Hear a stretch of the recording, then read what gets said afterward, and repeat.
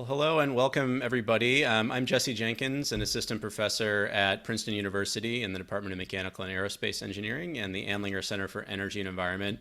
And I'm honored and delighted to host our first of our fall seminar series for the Macro Energy Systems Society.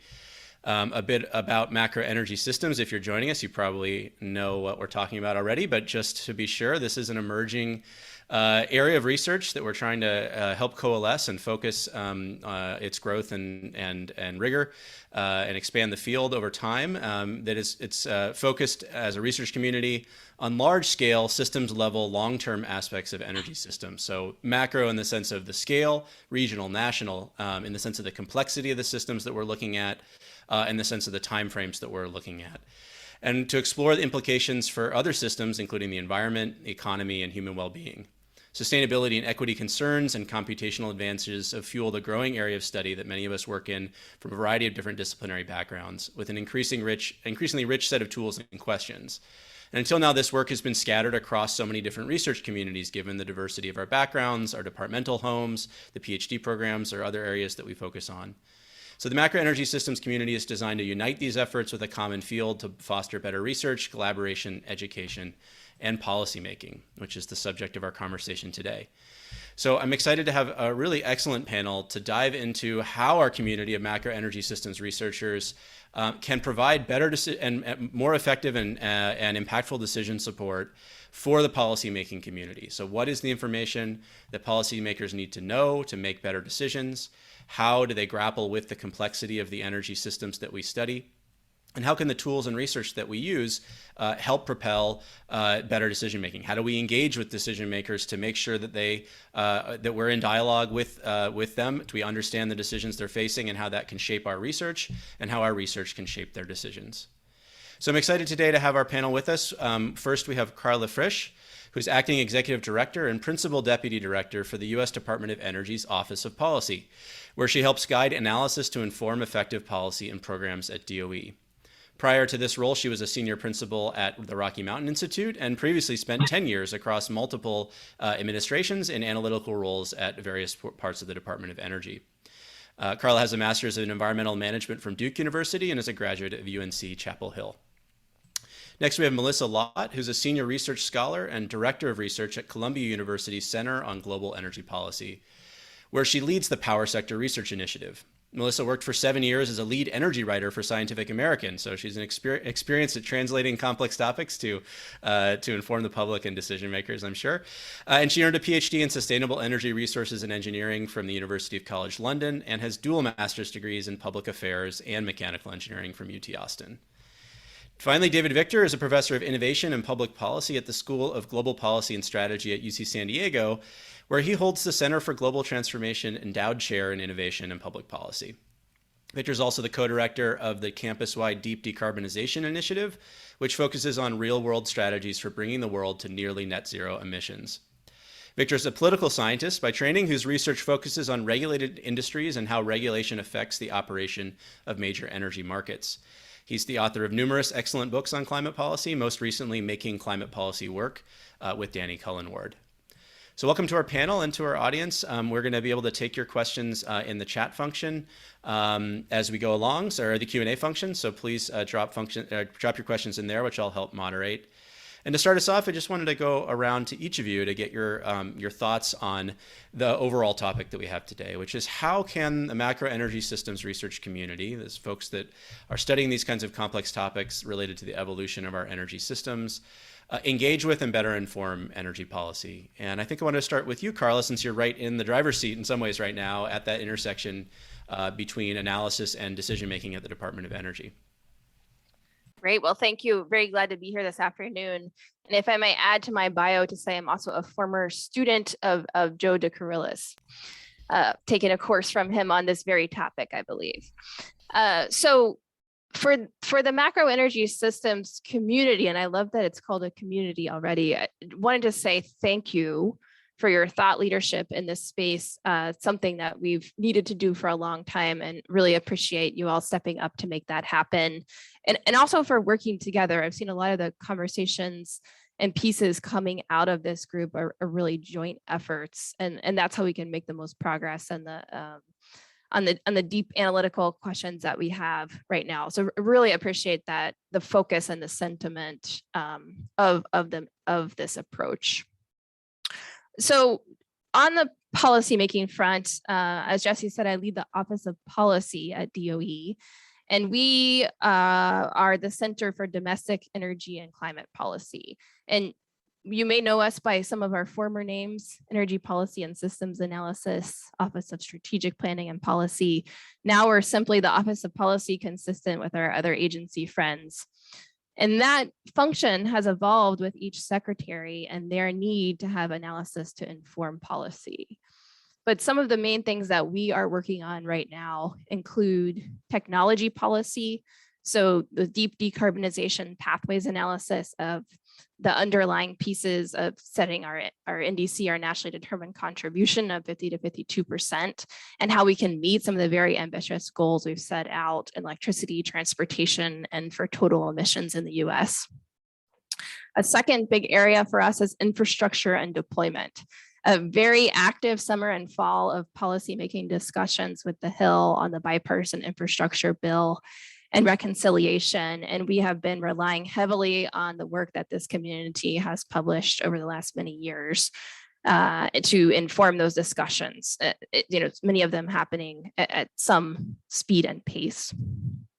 A third big area for us is state, local, tribal, and territorial policy.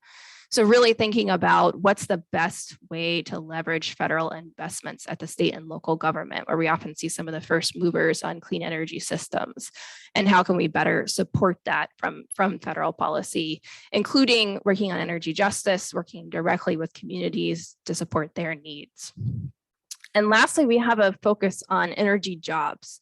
So the focus on how to ensure that we have, as we move in more and more into this clean energy future, we have good job opportunities with family sustaining wages, the opportunity to join a union, and we're really building up a talented workforce over time that's appropriately compensated. So those are the main areas of work for us, in which we use quite a bit of underlying modeling and analysis. And one of the focus areas for us that I think may be useful for this community is that in the past, we have done big, long 1, 2, 3 year, multi-year studies looking at the energy system and figuring out what needs to happen. And those are very important and have provided some foundational work for us at the Department of Energy. But at this particular moment in time in 2021, we have focused in on short-term analysis that we can do in a few weeks, a month, a couple of months, that can directly inform policy. Because in a lot of places in the energy system, we know what the transition needs to happen, and we just need to think about, if we design the policy this way or that way, what are the implications? So that's been an active place for us. And I highlight it for this community in that one thing to think through is that balance between the long-term work, which we have to keep going and continues to improve our knowledge base, and then the very short-term, really finely focused work that can help us with policy decisions in the moment. For the integrated analysis overall, I just want to step back a few years to think about the progress that we have been made. A lot of progress has been made in understanding the interconnections between the energy system with the economic system. We do have the ability now to say, if we change oil and gas prices this much or that much, and then look through the ripples from the system. And that's been hugely advantageous to us to understand those interconnections. And also, I think we've been collectively better understanding what our models can tell us versus what happens in reality, for example, with transmission deployment in an active area of conversation for us. And then as we look forward into what are the questions we need to work more on, we're really focused on this entire systems thinking of the climate focus on GHGs, along with the other pollutants, local air pollution down to the very local level for communities, on jobs, what do different scenarios mean for jobs? How do we build them out? On specific geographic impacts, on bills, and really tying from understanding the entire energy system in different scenarios, where we need to go and what the implications will be, down to what does this mean for individuals and people's lives? And I think we're making some steps toward that, particularly within federal government right now in the way we think about climate. There's no longer the climate office or the climate people. It's integrated throughout all of the work. And so that focus of climate and jobs and economic growth and development are really connected and permeate all of the conversations. But our analytic work, some of it has started to have those interconnections. And I applaud those of you who've been on the forefront of that. But some, we still have the pieces separate of the GHG impacts, the local air pollution, the jobs, the economic impacts. So the continued integration of those will be very important for us, and look forward to what this community has to offer on that front. Thank you. Thanks so much, Carla. I'd love to circle back to a few of those topics later on. Really appreciate the opening remarks. Let's go now to Melissa, if you can come back on.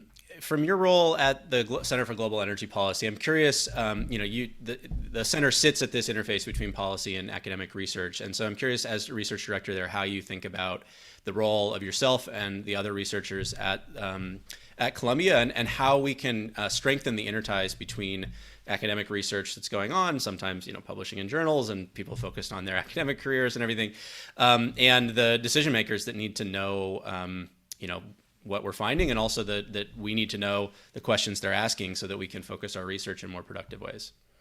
Absolutely.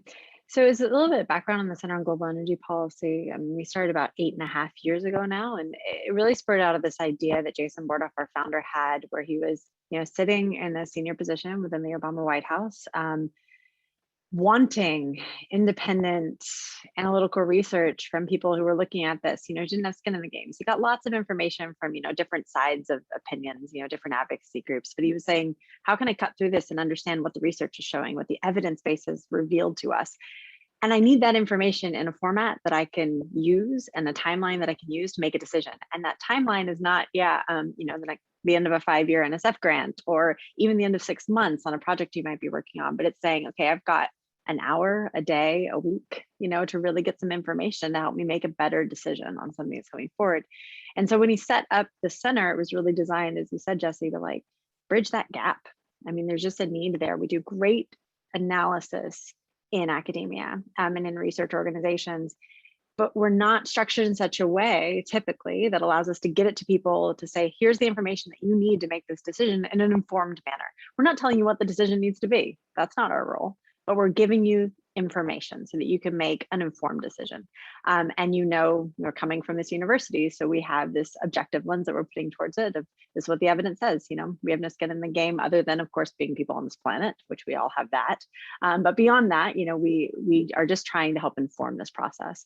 And so I'll say, as in the role that I have as the director of research at the center, I sit down and scholars and I, we talk about what questions and topics do we see coming up? Because we really have to understand where the puck is going, because sometimes you just have to react. You didn't quite guess it and you say, okay, what can I do to make the best out of this? But a lot of time you can see things coming and you can make broad guesses as to what types of things are going to be in conversations, and see where you hear questions and you hear conversations not really taking the evidence base into account. And so what are those questions that are coming up in the next 6 to 18 months or 2 to 5 years? And so as some examples of that, we had a paper that came out last December where we said, in this broad conversation about decarbonization, the evidence base is so strong that we're going to build out a lot more electricity generating capacity. We need a lot more electrons in the system, and we need them to be zero carbon as quickly as possible. And that means building some amount of long distance transmission lines. So what can existing policies, what can existing regulations, what can our existing tools actually allow us to do within that? And so we saw that question coming and worked with some of our partners at NYU at the Institute of Policy Integrity. 2 of the authors actually now at DOE, working with Carla and others. But they said, what are the tools that we need? What are the things we need to understand to actually say, these are the pathways we could follow if we want to really decarbonize the power system, if that is our goal and objective. I know there's a good number of students in the crowd, and one thing I wanted to say is that when you think through this, what I would encourage you to think through is, what part of the puzzle do you want to be a part of, and what can you contribute? What things can you bring to the conversation? And I say that because at the end of the day, when I look at these different problems, so I model things like climate change and air quality, so all the local air pollutants Carla was talking about and impacts on community. I am so grateful that I work in an interdisciplinary team of folks like Harrison Fell, who's an economist, a PhD economist. He has a different lens. He knows what CGA modeling is all about, where I'm a times modeler. So I do these big techno-economic models with my engineering background. Every single one of these approaches has trade-offs and understanding where they can complement, how they can together give us insight so we can really apply to figure out how to make the most efficient and effective policies. That's where the real sweet stuff lives. So we would love it to be clean and easy and straightforward. And I would actually, there's a whole interesting conversation about how I was talking to James Glenn, one of our modelers. I think, James, you're online. Our conversation about how different things are in Europe with how they've structured some of their policies, clear emissions targets, clear deadlines, clear, just more, I don't know, clean around the edges type policies that are much easier to model with some of our things versus what we experience here in the US with things like what we're talking about right now in DC and what we're talking about with the CEPP and like, okay, it's a hodgepodge of things built in there and really understanding how we can model that through. As a part of all this, my background has included work not just at the Department of Energy back when, what was it, before EPSA, Carla, when it was the Office of Program Analysis and Evaluation, to date myself a bit, but also at the International Energy Agency, the Asia Pacific Energy Research Center. And I say as modelers, we're constantly finding that balance between resolution, granularity, both temporally, spatially, et cetera. Also data availability, time availability to actually make the runs, get the insights, all the things I mentioned at the beginning. And this tension is something that we will be facing increasingly going forward. And the important thing is that we understand what are our models capable of doing, what are they not capable of doing, and how do we actually combine insights from different approaches to get a holistic picture of what's going on and inform the process the best way possible. Keeping it short to start us off. So we'll leave it there for the moment. There's a lot of great topics to surface as well. So thanks, Melissa. David, maybe you could talk a little bit about how you've seen the research community influence policymaking, either for better or worse. Up to you. And some examples of that interface that you've seen in your career and your role in advising decision makers. Sure, I'd be happy to talk about that, and a pleasure to be with you. And some of my remarks are going to riff on a little essay that a bunch of us were on in Nature earlier this summer. I think it's still summer. Wei Peng is the lead author. John Wyatt was on it. A bunch of modelers and a few people like myself who are kind of living at the interface between the modeling world and other worlds. I think the overall impact has been highly uneven. On the one hand, we've laid out a case for the costs and the benefits. We've laid out lowest cost, least cost strategies. We're very good at doing that. We're very good at incorporating in our models the things that are known, the things where the light is bright.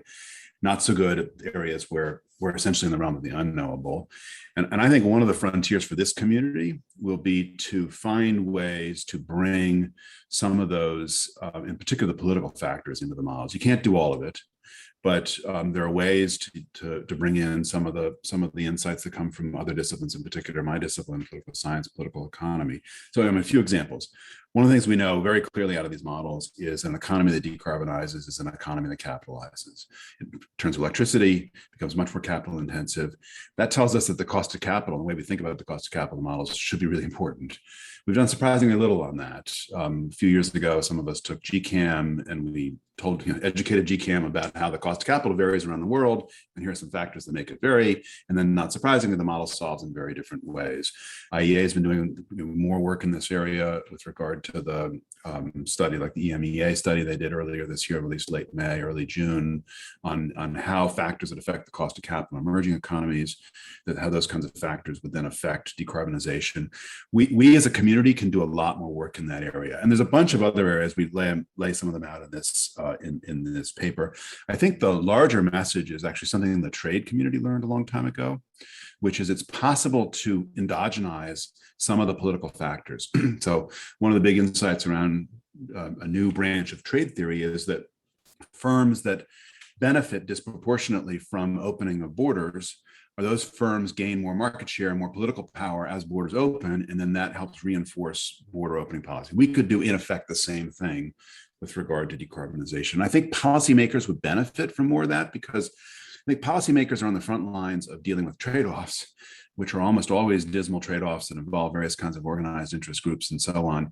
And they don't have a lot of guidance to help them with the trade-offs in the real world that they live in, which are the world where some groups are organized, other groups are unorganized, where if you do one thing on day one, then you might do something different on day two because the politics are different. The politics are plastic over time.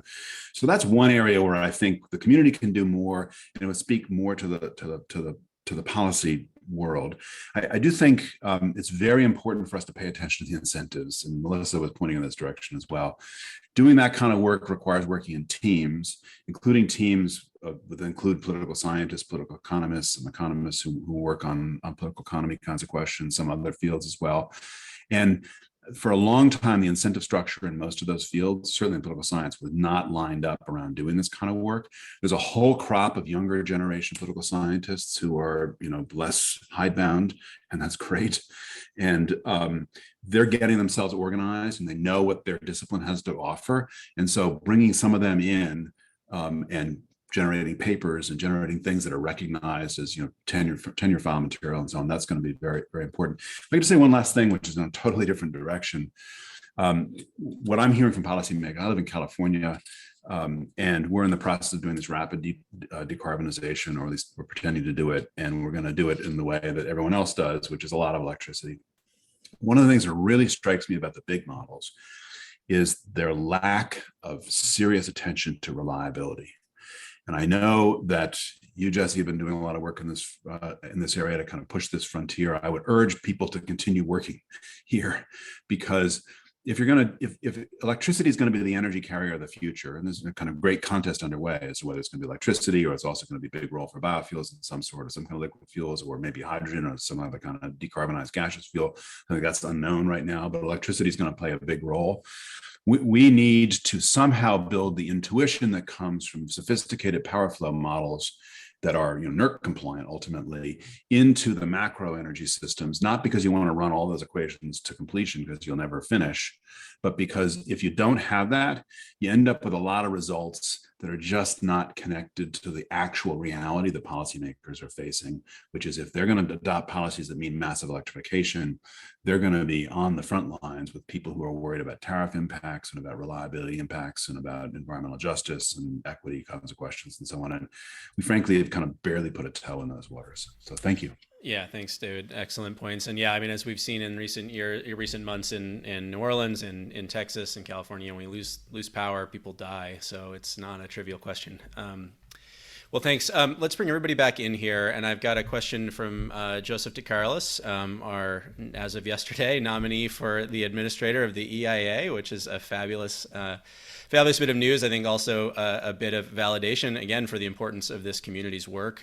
Joe has, of course, been a leader in macro energy systems research for quite a long time, with a focus on transparency and open models as well. So really excited to see his nomination and to see what he does at the EIA. And so I think he's got a question here that maybe is a little bit self-serving now for all of us. What do you see as the glaring needs right now in terms of macro energy modeling to support policy? Now, I wonder why he might be interested in that. Now, we're all interested in that question, but now Joe's got to actually go take that to the EIA and figure out how to mobilize them to that ends.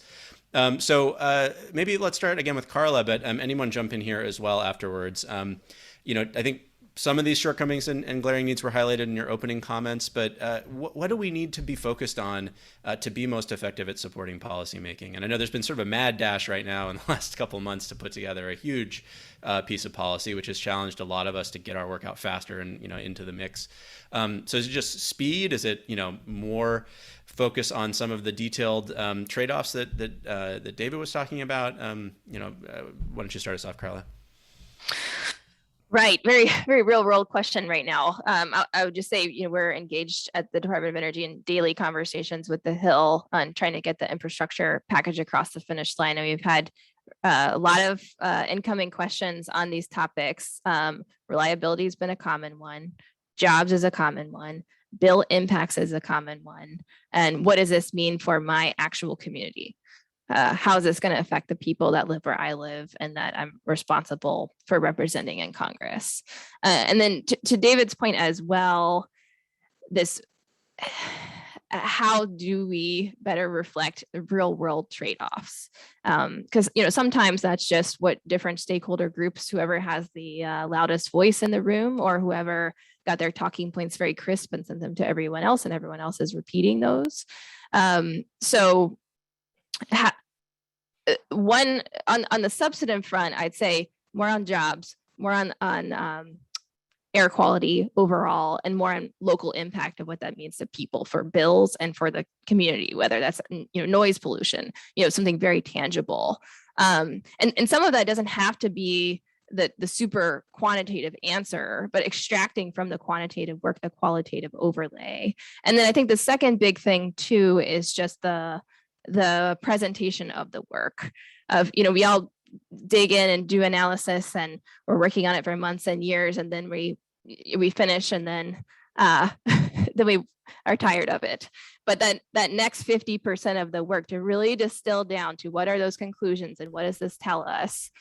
And if you look back for us over some of the big pieces of work out of the Department of Energy and the national labs, when we've done that and we've had a key conclusion that permeated through the policymaking community, it's really stuck. One of those is on, high penetrations of variable renewables. We still get some questions about that, but certainly not as many as we did many years ago, because there has been a focused conversation on that and sort of the repetitive focus on here are the results. So that part, I think we could all collectively do more on, is the distilling and repeating part in a way that helps people really understand what this community is putting out there. Yeah. David, do you want to jump in? Yeah, I agree with what Carla just said. I think there are two things that would be really helpful. One is helping people think through priorities. So for example, there's all these results about the importance of the transmission system, and we're about to spend, an unlimited quantity of money in theory on that. But let's just imagine hypothetically that some things are harder to cite than others. Or let's imagine hypothetically that the Democrats get into a kind of circular firing squad and we don't get all $3.5 trillion and we have to kind of make trade-offs. What's really important, what's less important?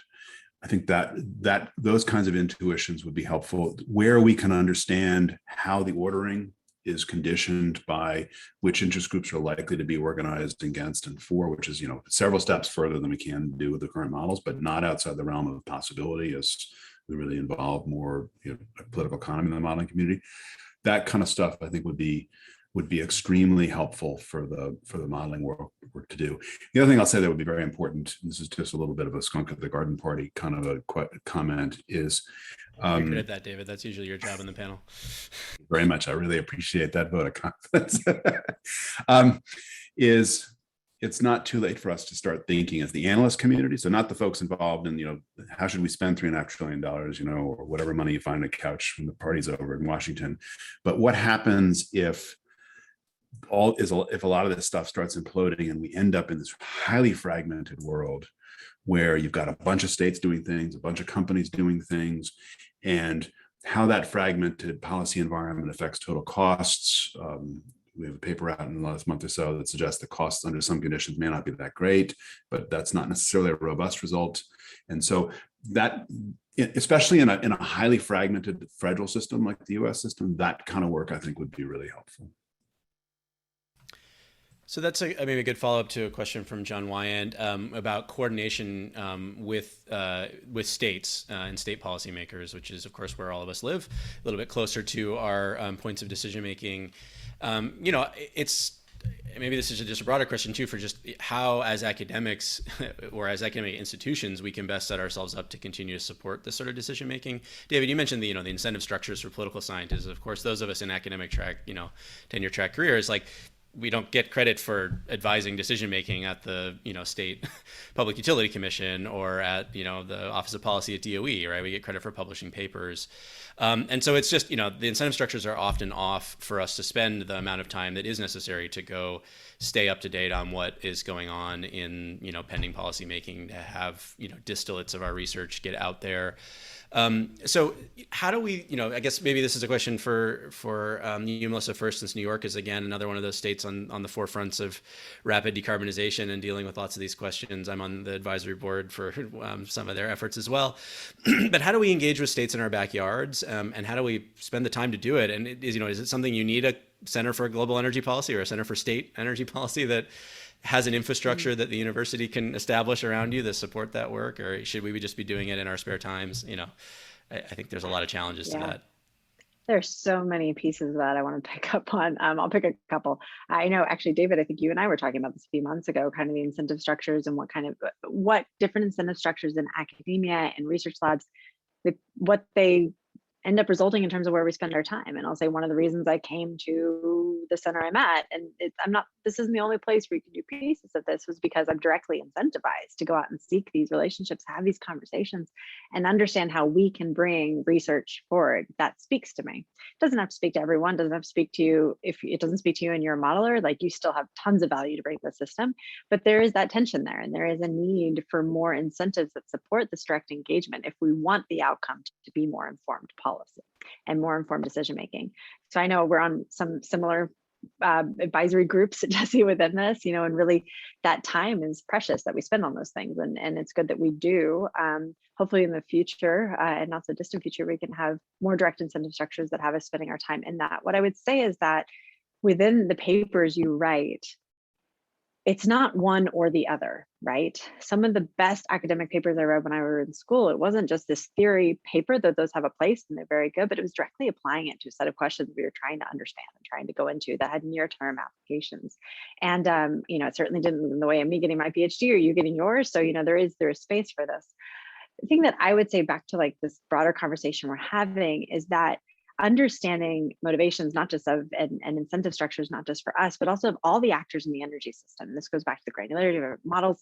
We don't do that so great now, or we do it in a little bit in this model and a little bit of this model, but on the state level, really understanding what are all the different motivations of all the players in this field. I come from Texas. You want to talk about a complicated field to play in. You think it's easy because the grid is kind of self-contained from power, but no, there's tons of different actors with tons of different calculuses about how they make profit, and how they get, are good stewardship of the resources. So understanding how our models can take all that into play so that we don't end up with these unintended consequences that are huge. The other piece I would say, and this is coming up more and more in the conversation, is like in the state of New York, okay, one possible pathway to decarbonization and net zero is a dramatic expansion of hydropower. Okay, that's cool. Except we haven't really done analysis yet, that we're starting it now, about what does a changing climate do in terms of our assumptions fundamentally about these resources, and how does that affect the future reliability and resiliency of the system. And those are, of course, different terms, particularly reliability, but also resiliency of the overall system to keeping the lights on and keeping us healthy in our homes. And so seeing that's another where the puck is going conversation. Like, we need to understand that. We, wish we did today, but you know what? We start acting today to understand it so that we can make these big infrastructure investment decisions in a more informed manner. Yeah. I really appreciate that metaphor of, thinking about where the puck is going, the decisions that have to happen in a year or two or three, where you have time to do the in-depth research that we excel at in an academic context to be able to inform those decisions. It's tough to anticipate exactly where those are going to go when the infrastructure bill has to pass by Monday, or it's a little bit harder to go and provide that feedback if you didn't already do the research. But if you can't anticipate where things are going, then you can really do research that has both academic value and practical value. I always like to, describe for students in my group and others that the best research questions come out of conversations with a real world decision maker, where you don't have the technical answer they're looking for, right? As an academic who studies these questions in your career, who focuses in your PhD in detail, you are one of the world's foremost experts in whatever it is you're studying, right? You get to spend so much more time than most people thinking about that topic. And if you come up with something that you don't have an answer to, maybe there's a paper out there you haven't read yet, probably, there's a lot out there, but it's probably not something that the field has answered in so much detail and as thoroughly as, say, the renewable integration question that we've beat up for the last decade and a half.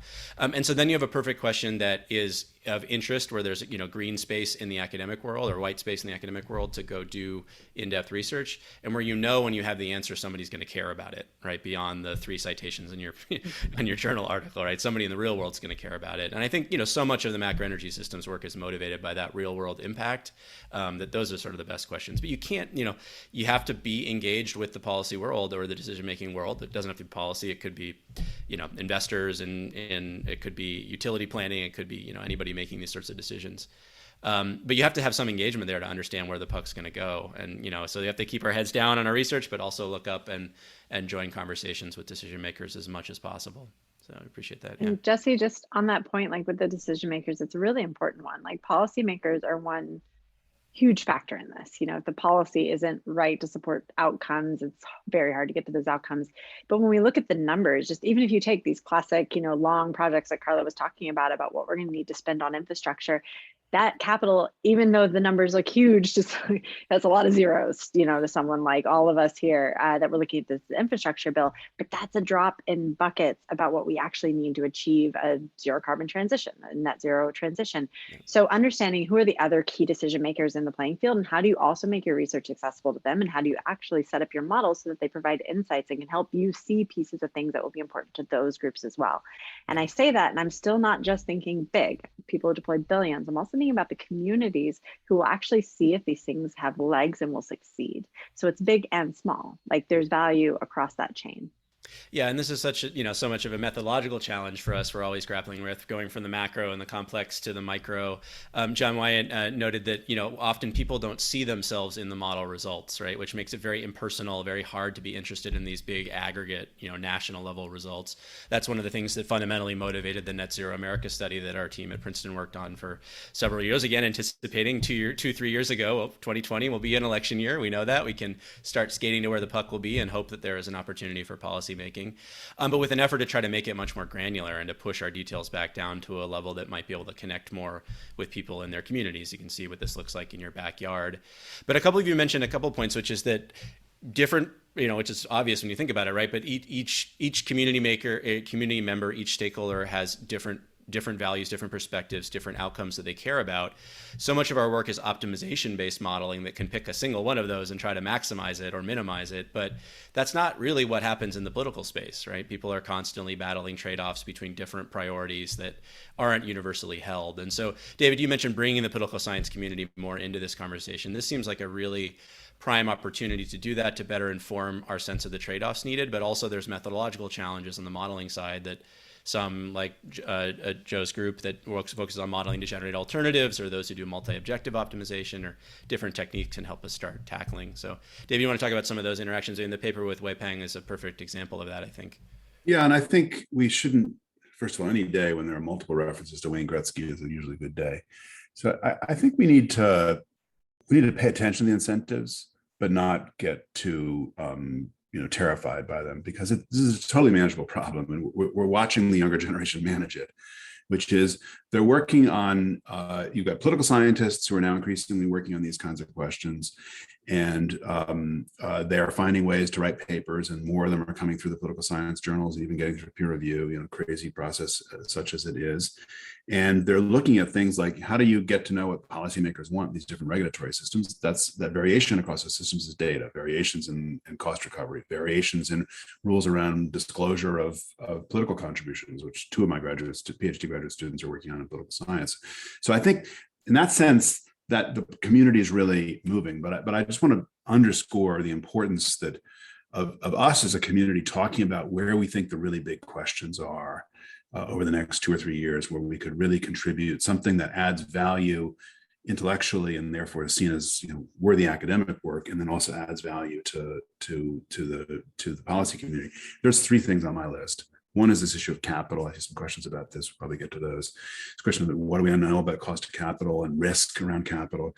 A second one is about this power sector reliability, kind of moving beyond just talking about renewables integration, but this larger question about the reliability of the power sector. And the third is this question about what happens to gas or gaseous fuels.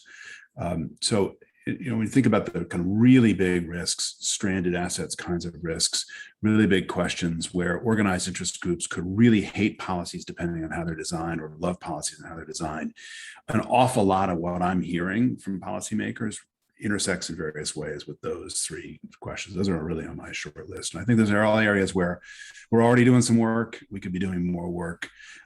Probably not all work of the kind of high frequency. Let's, on Monday we have a question, by Friday we need an answer, and the next Monday we're gonna have a vote.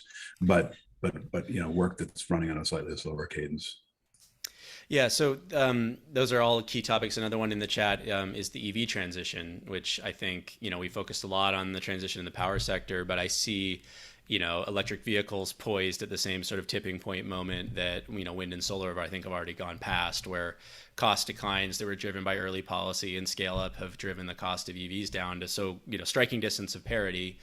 And now we're looking at a big policy package that, if it passes, I think would tip that over the edge. So, Carla, imagine that the infrastructure bill and Build Back Better pass, and hit the accelerator on a bunch of these transitions. Picking up on this theme of trying to plan ahead for research questions with impact. What are the kinds of questions you think that's going to drive the decisions that DOE will have to make a year or 2, 3 years down the road as they implement or help guide some of these transitions, or that others in policy will have to make that we should be thinking about now? Any that pop to mind? Many, and we're thinking through them actively right now. So in the bipartisan infrastructure bill that's passed the Senate, there's about $60 billion that would flow through Department of Energy over 10 years. 20 billion of that on demonstrations, including for hydrogen, CCUS, lots of topics. And in the reconciliation package, in the public draft that House Energy and Commerce released, there's significant additional dollars that would go through Department of Energy for our low-income weatherization work, supporting state and local governments. There's additional investments in transmission, building on what's in the bipartisan infrastructure package. And there's a draft clean electricity payment program. So for each of those, where the dollars are flowing through DOE, in the process of reconciliation itself has very specific boundaries. And so the language from Congress, because it's focused on spending and budget, is not going to be as specific as if it was a different policymaking process and they were telling us exactly what to do. So where those dollars are flowing through DOE or EPA or USDA or other agencies, each of us will start a process of, okay, what is the rulemaking for the Clean Electricity Payment Program? How do we design the specifics of this? And what we're focused on, or would be focused on if both were to pass, is how do we move quickly to directly support the outcomes that this is trying to support, as far as creating jobs, affecting the economy, and reducing GHGs as quickly as possible, but setting up those program designs in a way that get to all of those co-benefits. So a big question there for us is on the metrics of what are we trying to track? And I think we had some lessons learned from the Recovery Act process in 2009 of when we're moving a big amount of money out the door, what are the most important things to track? So we're thinking right now about, what is it for each of those dollars that could possibly flow through the department? What kind of reporting requirements do we need that are streamlined, but also provide the information so that we can track the impact in almost real time of what those investments are doing in the economy. But we are going to have a lot of questions about, where those demonstration projects should be situated. How can we help support energy justice communities who have a high energy burden or have a traditionally fossil economy? How can we design programs that send out dollars to utilities in an optimal way to reduce gaming and to make sure that we're supporting ratepayers? So we've got a lot of big questions on the table at the department. And may I just say also for the students on the line, we're hiring. So consider coming over to the federal government because it's a really great time to be joining. I was just going to say that as well, Carla. So yeah, there's lots of demand for your talents at the DOE right now. Just one quick comment about the EV side. One of the great behavioral science questions in the EVs is going to be human behavior. So sure, we got those questions of getting the infrastructure out, and there's chickens and eggs, and I don't know which is which, but they're all not there, and then they're going to all be there, and so voila. But the question of when and how people use these charging networks is just completely unknown right now. We have actually in legislature in the state of California different curves that are visionary, entirely visionary, all fantasy really, about possible future charging profiles. They can have a huge impact on the cost and reliability of the grid and renewables integration, like all this familiar stuff. But it's a great opportunity because you can run experiments. We have this huge charging network. We're about to hire a postdoc who's going to help us stand up a big program because we have all this data. We have this huge charging network. We can run experiments and see what changes people's behavior. We're about to do the same thing with a bunch of buildings that we've put sophisticated instruments in on the HVAC systems. So this is a frontier for behavioral research that'll be really important for the energy transition. Yep. So picking up on that, I mean, we've talked about political science helping us understand political incentives and impacts. We've talked about behavioral psychology, behavioral economics. We talked about impacts on air pollution, on jobs. So there's so many different features of here, and this is, I think, a feature of the macro energy system spaces. It is inherently and inextricably interdisciplinary, right? We cannot do this work without engaging with so many different perspectives on these complicated transitions. And of course, that's not how most universities are structured. That's not how our PhDs are meant to be structured in most cases. Some of us, went to more interdisciplinary programs than others, but those are pretty rare, few and far between. And we can never be experts on everything. Even if we did an interdisciplinary program, you draw yourself too broad if you try to do everything. So you've got to collaborate. So Edgar Virgas asks about how we can, redesign institutional structures at universities that start blocking that sort of interdisciplinarity, like graduate benchmarks that are designed for a single discipline, or tenure evaluations that are based on 3 journals that you're allowed to publish in, those sorts of questions. So I know this is a big nut to crack. It's one we've all been banging our heads up against, but maybe David, your thoughts first, and then I'm curious, Melissa, too, how you're seing this play out at Columbia. I guess I'm going to be a little contrarian here. I think we should not try as hard on that. The one of the challenges is for interdisciplinary work is it ends up as a mile wide and an inch deep, and the benefits of the disciplinary rigor are lost. And there are benefits there. And so clearly we got to strike a balance, and some people are going to do interdisciplinary degrees and they've thrived, and that's fantastic. And I think that's important. And that's kind of the way my career is run. I've never been appointed to a political science department in my entire career. That's what my PhD is. But it's a very risky, from a professional point of view, it's a very risky to borderline reckless strategy. Instead, what you should do is think about contributing to your discipline. So instead of hemming and hawing that you're a political scientist and Nature is not taken as a serious journal in political science, look at variations in what you're studying and use those as data around institutions or data around sources of human behavior that are politically conditioned, and then publish in the disciplinary field at least a few of those articles that are necessary for a successful academic career, and recognize it's the discipline. Because if we just throw the disciplines under the bus, especially the ones that have been more intransigent, we're going to miss the opportunity to really tap into their expertise. And so I think the strategy of getting the disciplines to recognize a more diversity inside the discipline, which is what Bob Cohen and Michael Ross and some other folks have been doing, and getting the younger generation of political scientists involved. That's, in my mind, the right strategy. Mm-hmm. Yeah. Melissa? This is where David and I disagree, and we should have a total debate about this. But I mean, really, it's the balance. Panel. Yeah. Well, I'll say it comes down to the balance and how we define the right balance, right? So I am one of those classic, I went to a top global university, so it's not like I was compromising on quality around it. And I am an engineer first and foremost, absolutely, and my depth is there.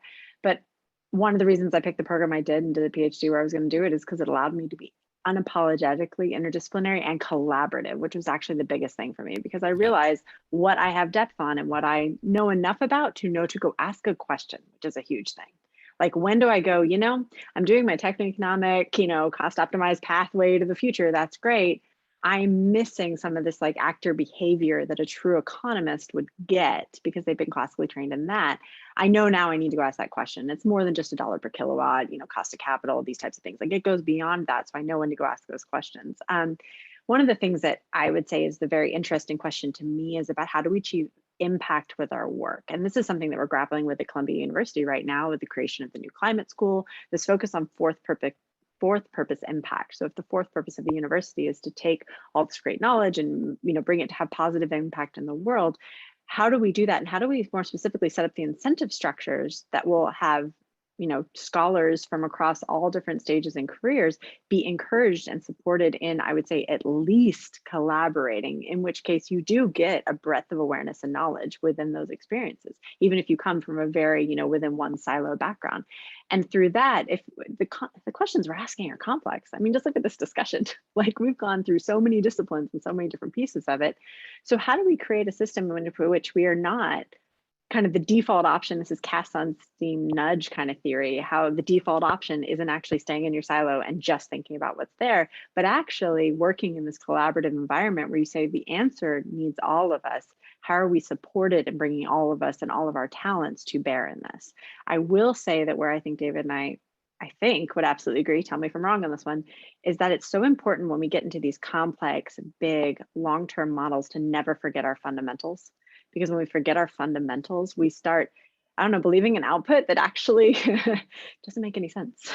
And so you go and you say, these are the results, and then you've forgotten that whole, except I've got an actor in the system who's motivated, is profit motivated in this way, and would never behave that way. And so we're never going to get this key infrastructure piece of my plan developed. Like, that's practical rubber meets road stuff, that by remembering your fundamentals, always questioning things on that behalf. I come at it again from a technical standpoint of practical deployment levels, given any amount of ambition, things like that, how much steel you will need, all of that. Like, you can't forget that. And you need strength in that. But yeah, we differ on some pieces of this. Yeah, well, we're the reckless ones, I guess, Melissa. I mean, so, and I think this is an important Totally. for those of you who, I mean, so I think maybe to synthesize that you don't, well, the research is inherently interdisciplinary, but the researchers don't have to be interdisciplinarians, right? Some of us are, I think for those who are, who have, done those sorts of programs like Melissa and I, or who are embarking on them now, you do need to figure out your depth, right? You cannot study everything. So you have to pick a couple of methods, one or two disciplinary backgrounds that you can train in to apply to these sorts of problems. And then you supplement that expertise with collaboration, right? And so I guess the question is how, if the research topics themselves are inherently interdisciplinary, cannot be tackled without without researchers from various backgrounds, how do we help support bringing those people together? Those can be institutions like the Amlinger Center for Energy and Environment or the Global Center on Energy Policy that help bring people with different backgrounds into communication with each other. It can be how funding works to help this. I mean, John Wyatt mentioned in the chat that so much of the government funding is siloed around different disciplines, NSF directorates and pieces of DOE Office of Science and things like that often make it hard to collaborate because the funding isn't available for that kind of work. And so more programs that help force that collaboration or support it and feed it.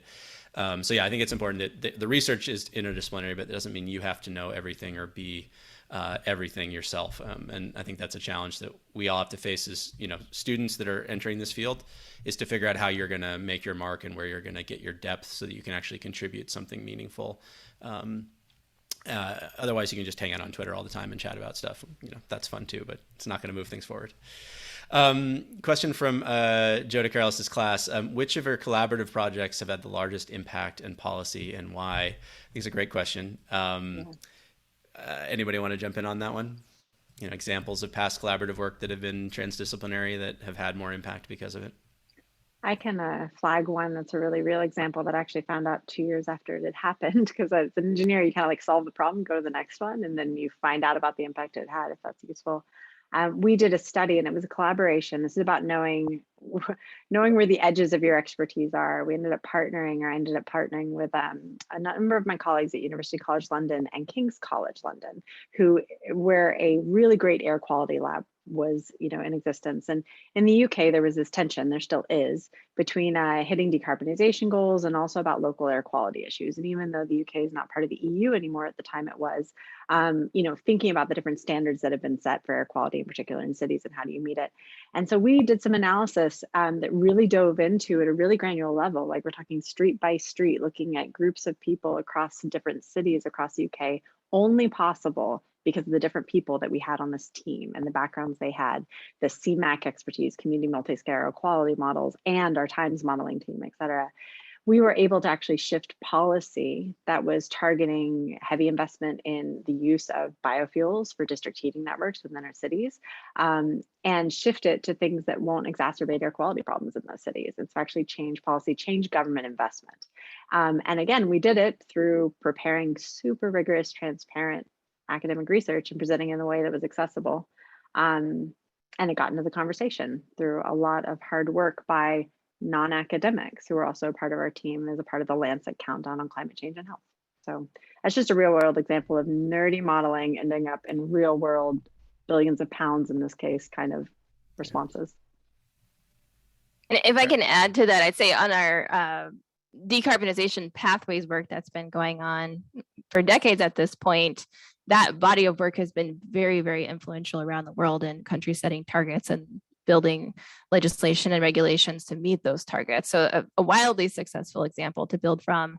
And I wanted to share one we're working on right now, which is on energy supply chains. And this builds off of an executive order from earlier this year that asked us to examine for the entire energy sector, all of the supply chains. And the real question there is, if we're getting to these deep decarb scenarios in the US and the world, what are all the clean energy technologies we're going to need? We've already got shortages on some of them right now. But that is framed in, understanding what the future looks like and how much market share we want to take. It's also for the particular technologies, all the way from understanding the raw materials down to the end product. How do those supply chains move across countries, like across factory lines, and then building to, okay, so what do we need to do about it? Based on the gaps in that supply chain, how do we design policy? How do we use our trade policy levers? How do we use tax policy levers? So it's a massive effort across government right now that's truly interdisciplinary. I guess I'll add to this list. In my case, one of the great questions of international cooperation, international diplomacy is, how do you organize international agreements? Should they be hierarchical, a centralized agreement that tells everybody what to do? Or should they be more decentralized and overlapping, or bottom up, as a lot of people call them now? And at least based on citations, some of the most influential work that I've done actually began at YASA, an institution created to do interdisciplinary work in the Cold War, where we had people studying plant genetic resources in other areas where the governing systems were not hierarchical. They were decentralized and overlapping, and that was actually beneficial because there was almost like a federalism, a lot of innovation out of the tendrils that then affected the center. And the idea behind that is called a regime complex, and that's had now a pretty big impact on the way people think about things. The folks who designed Paris say that was part of what they were thinking about when they set up Paris as an umbrella, as opposed to a hierarchical system. And but you can't plan these things. What you can do is work on interesting problems, and that raises the odds that you do something that's really transformative, and then constantly think about things differently. It's really important. So we're coming up at the end of the hour here. So I just wanted to give you each a chance for some closing thoughts. We've got 80 or so of us here on the line, thinking about the direction for this field and how to better support policy. So any last nuggets that you want us to go away with, imperatives, calls to action, et cetera? And who would like to go first? I'll quote Jake Jacoby. When I was a graduate student at MIT, Jake used to always say about the models, it was horses for courses. And I was too embarrassed as a student to ask him, what the hell does that mean? So I later learned that when horse racing, there are some horses that are good on mud and some that are in turf and some that are good on other surfaces. I don't actually know. That's exhausted my knowledge about horse racing. And I would urge the opportunity here as you work in these teams is also involves selecting models that are good for the question that you're analyzing, because the big kind of gigantic Swiss Army knife models are so cumbersome now that often you have no idea what's going on inside the model. And so while they have a role to play, often the biggest insights come from doing something kind of way out in the edge with a smaller model, a simpler model, as simple as it can be and no simpler. And I would urge you to keep that front of mind and quote Jake Jacoby's Horses for Courses. Because we're all horse racing fans, I guess. Yeah, no, I appreciate that. And I think that if you ever find yourself, just to build on that, in a situation where you can't explain your model's outcome, then you need to go back to basics and figure it out. Because if we can't explain the mechanisms behind results, then what is the value of these models, right? We're not here to simply to predict. We're here to understand and explain. Carla or Melissa? Well, I'll just add a thank you for all of you who are actively doing this work now. And when you're trying to fix a bug in your code or up late at night redoing another scenario, it is worth it. As a policymaker, we are using it. We are reading your stuff. We are looking at those model outputs. And it's a very important moment in time right now in the US and the world. So thank you. Thanks, Carla. Extra motivation for all of us. Melissa, do you want to close us out? I was actually going to say what David said, but I'll say my second one. So it's good. I get to do number 2 on my list, which is about transparency of what you do, transparency to yourself, but also transparency to the world about what you're creating. I mean, this is how we build robust outcomes. This is how we build, models that are those, I guess, horses we need for whatever we're trying to do. But I really am a big supporter of being transparent in your work and being open to feedback and learning more and pushing the edges of your comfort zones so that you understand, where can I take this next? So be transparent in what you're doing. It will help you learn and help the world learn and help the world use the things that you are putting together. Well, thank you, Melissa, David, Carla. This has been a great conversation. I'd like to hang out with you guys anytime. And also I wanted to thank Joseph DeCarlos for helping organize this panel amidst everything else that I'm sure was going on in the background, which we weren't aware of over the last couple of weeks. So thanks for putting this together. Thanks to everybody on the Macro Energy Systems Steering Committee as well for helping move this community forward. If you'd like to find out more, if you found us on Twitter or through somebody else's mailing list and haven't checked out the website, please head to macroenergysystems.org to learn more about what we're up to and to join us. And we look forward to our next panel in the series coming up in a few weeks. Thank you. Take care, everybody. Keep up the great work. Thank you. Thanks. Thanks, everyone.